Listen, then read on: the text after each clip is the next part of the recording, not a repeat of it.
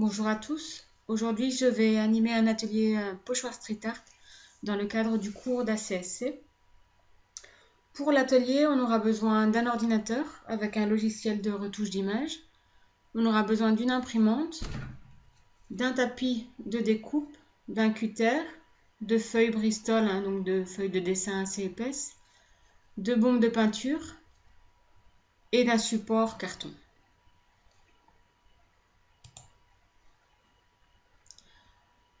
On va passer de cette photo-là à ce pochoir-là, ce résultat final-ci. Alors, je vais vous expliquer comment on passe de la photo au pochoir. On va dans un premier temps ouvrir le logiciel de retouche d'image. Donc ça, moi j'utilise GIMP. C'est un logiciel gratuit et libre que vous pourrez télécharger sur le net. Donc vous l'ouvrez. Ensuite, on va chercher la photo qui nous intéresse. Moi, j'ai choisi une photo sur Google Images. Une photo qui vient du magazine Axel Mag. Je l'ai choisie parce que je la trouvais jolie. Puis, elle a un message assez fort dans l'air du temps. Puis, j'avoue, j'avais envie de titiller un petit peu ces messieurs. Donc, pour ouvrir la photo, nous cliquons sur le fichier « Ouvrir ». Je vais chercher ma photo donc, qui était à la base. Là, elle est présente ici, mais je vais vous montrer un peu le chemin. Donc, bureau, bachelier-éduc, 3e année, cours, ACSC, pochoir street art. Et donc, je l'ai appelée photo d'origine, que j'ouvre. Vous avez ceci. Donc, moi, ce qui m'intéresse dans la photo, c'est uniquement la petite fille. Je n'ai pas besoin du fond de la photo. Donc, dans un premier temps, il va falloir détourer la photo, enfin détourer la petite fille. Donc, extraire la petite fille du décor.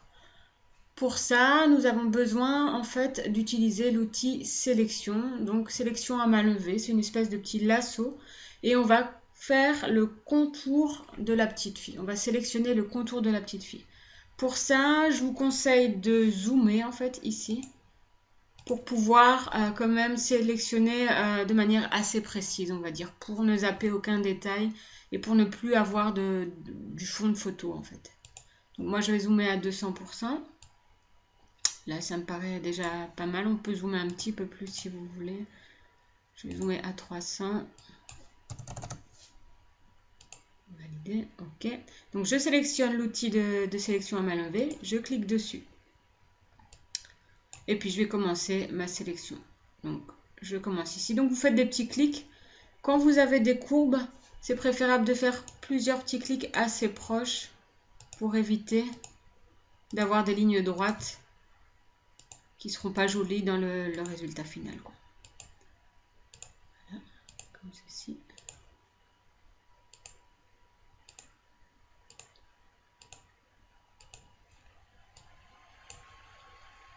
Je ne sais pas si vous voyez une espèce de petit lasso là, de petits contours qui se dessinent. Voilà.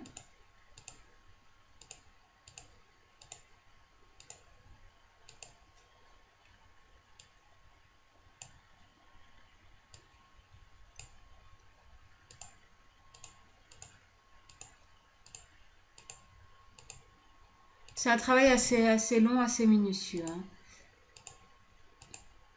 Bon, là, je le fais rapidement parce que j'ai l'habitude d'utiliser cet outil. Vous pouvez grossir encore plus si vous voulez vraiment louper aucun détail.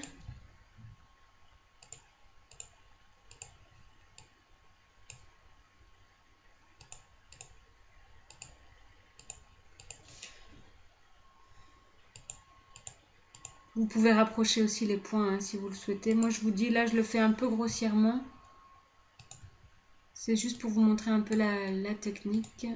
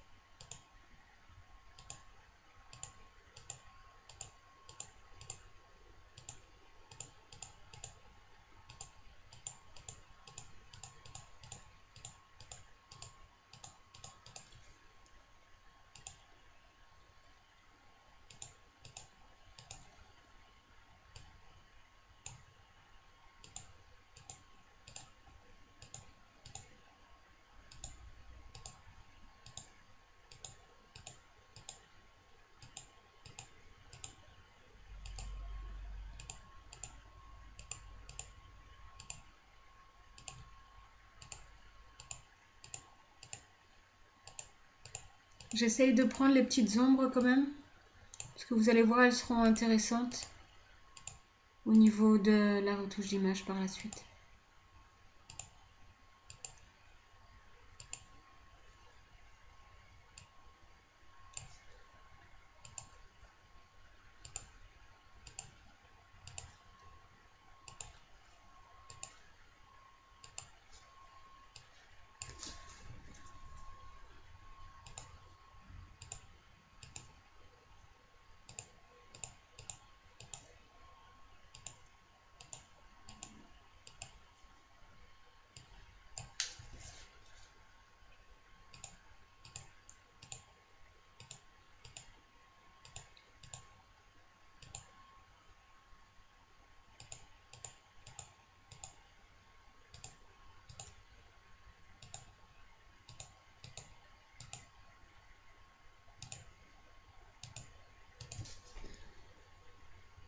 Quand vous avez des longues parties comme ça, vous pouvez faire des traits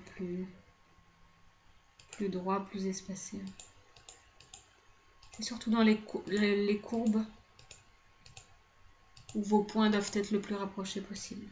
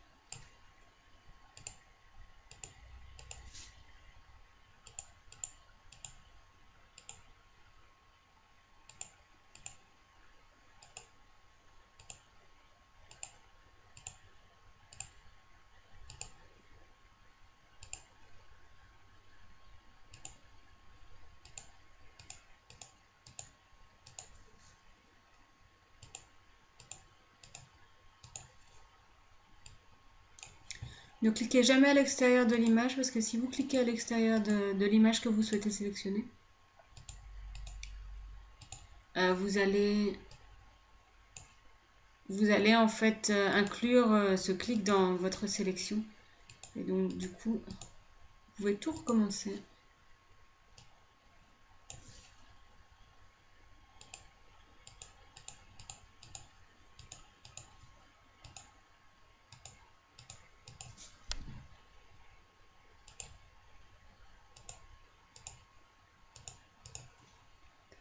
Voilà, on arrive bientôt à la fin.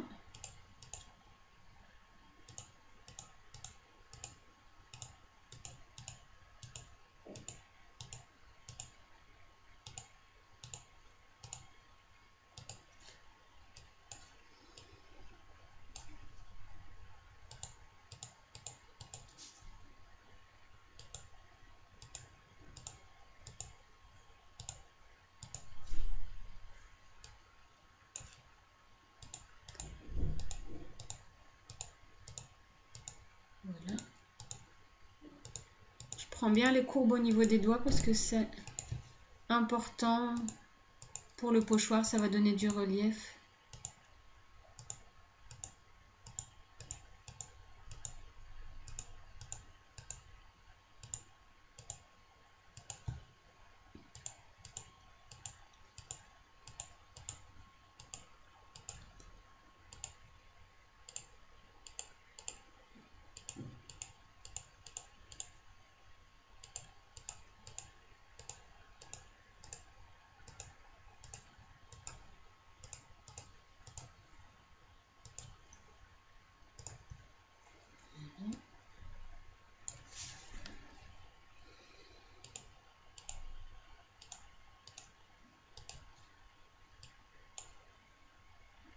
Voilà, vous allez voir, on va terminer la sélection.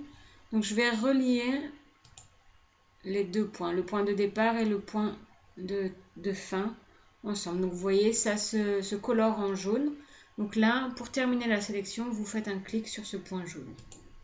Voilà, vous voyez les petits pointillés hein, qui clignotent, ça veut dire que vous avez sélectionné la silhouette. Je vais vous montrer en dézoomant. Vous voyez, donc on a sélectionné la petite fille. Maintenant, pour garder la sélection enregistrée, on va ouvrir l'onglet sélection et vous allez cliquer sur l'option flottante. Donc vous voyez, notre sélection est ici. Pour l'instant, on peut pas, elle n'est pas exploitable. Parce que c'est juste un calque flottant. C'est quelque chose qui est encore de l'ordre du flou, on va dire. Moi maintenant, pour rendre ce calque exploitable, je vais cliquer dessus. Vous voyez, ça se colore. Puis vous faites un clic droit et vous choisissez vers nouveau calque. Et donc là, nous avons créé le calque uniquement avec la petite fille. Pour vous le prouver, je vais désactiver ce calque-là. Vous voyez? Voilà. Maintenant, on va absolument enregistrer notre résultat en format photo pour pouvoir l'utiliser après pour pouvoir faire le calque. Donc pour l'enregistrer en format photo, donc je vais cliquer sur l'onglet fichier. Hop, et vous faites exporter. Donc vous cliquez sur exporter. On va l'appeler photo détourée. Photo détourée. Voilà. On l'exporte. Vous cliquez sur exporter. Encore une fois. Au niveau de la qualité, moi je la mets toujours à 100%. Hop, et vous cliquez sur exporter. Donc la photo est exportée. Là maintenant je vais fermer la fenêtre ici. Est-ce que vous voulez enregistrer? On va dire oui, au cas où vous voulez refaire quelques modifications. Donc enregistrer sous. Je vais garder photo détourée, mais c'est un autre format d'enregistrement. Voilà. Maintenant, on va utiliser notre photo détourée pour travailler les contrastes qui seront utiles à notre pochoir. Donc vous cliquez sur fichier, ouvrir. Là, je vais choisir la photo détourée. Hop, et j'ouvre. Vous voyez, vous avez ceci. Hop. Donc maintenant, je clique sur le calque pour pouvoir créer les modifications. Alors, pour pouvoir avoir un pochoir street art, il faudra travailler la luminosité, le contraste et ensuite posteriser la photo. Ça veut dire réduire le nombre de couleurs. C'est quelques clics, quelques réglages à faire. Quand le résultat vous convient, vous enregistrez la photo et il n'y aura plus qu'à imprimer en fait. Donc c'est assez rapide à réaliser. Donc, pour pouvoir jouer avec la luminosité, je vais cliquer sur l'onglet couleurs. Ensuite, choisir l'option luminosité contraste.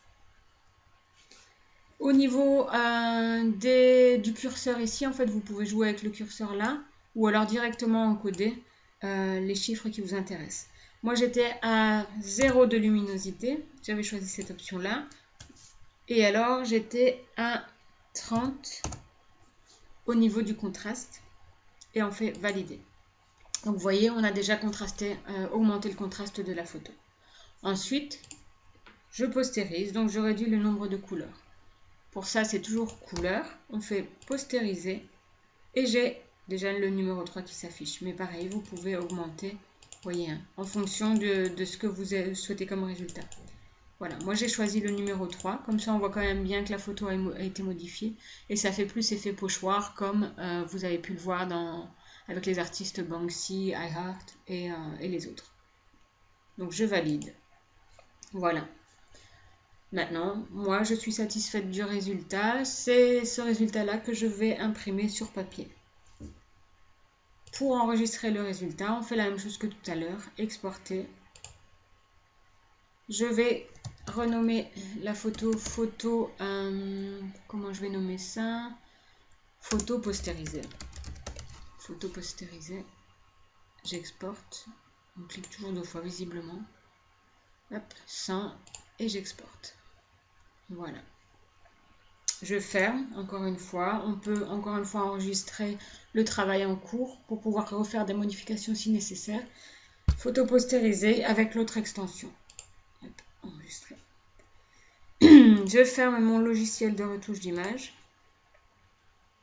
et je vais vous montrer le résultat obtenu.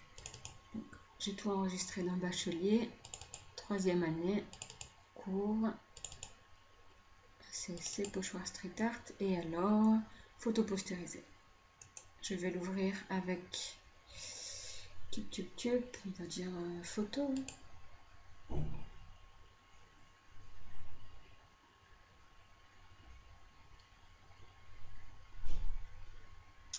C'est un peu long.